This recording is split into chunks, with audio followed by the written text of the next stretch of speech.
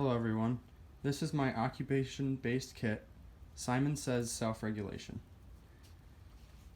This OBK project is based on a client who is a 5-year-old female who has been diagnosed with post-traumatic stress disorder stemming from an extensive history of trauma, including both physical and psychological abuse.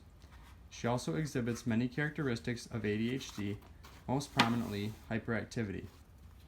The client exhibits maladaptive behaviors at school and at home that are the result of poor self-regulation skills. She is demanding and has extreme difficulty following directions in a calm manner. During play, she has difficulty taking turns and engaging with others. Transitions are another area that is met with opposition. Her behavior has made it extremely difficult to complete everyday tasks in a timely manner, and therefore she requires direct supervision in most situations because of her spontaneous and sometimes erratic behavior. So my PICO question was, among children who have experienced complex trauma and display maladaptive behaviors, are sensory-based interventions effective in improving self-regulation skills and decreasing problematic behaviors?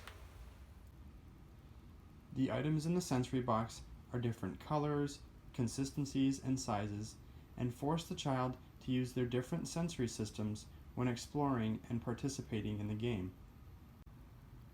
Aside from the sensory box, there are other sensory-based interventions that can be used in this game, including the child giving themselves a hug for 20 seconds, posing like a hippo, or doing animal walks, such as the crab walk.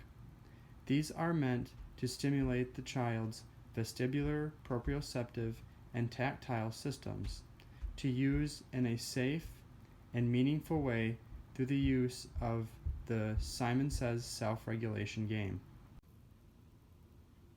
A good part about using Simon Says Self-Regulation is that it can be customized to the client that you are working with. For my case scenario, the client had a difficulty with buttoning which affected her ADL of dressing. Now, this stemmed from the fact that she absolutely despised buttoning up any of her shirts, which was a sensory-based problem. So, I created this activity which was inside of the rest of the game so that she would be forced to do something that she didn't like to do, but it was in a play-based scenario. After going through the literature, I found that even though there is limited research on the topic of sensory-based interventions for the use of improving self-regulation, there is initial evidence to support its effectiveness. Fraser, McKenzie, and Versnell concluded in their systematic review in 2017 that sensory motor interventions, such as therapeutic play, were shown to increase self-regulation and decrease aggressive behaviors in children. I chose to create this kit because it is a very simple intervention that is play-based, which is meaningful for this client since she is only 5 years old. It allows the client and her mother or therapist to use sensory-based regulation techniques in the context of a game. This kit uses age-appropriate activities that stimulate the child's tactile, auditory, olfactory, proprioceptive, and vestibular systems.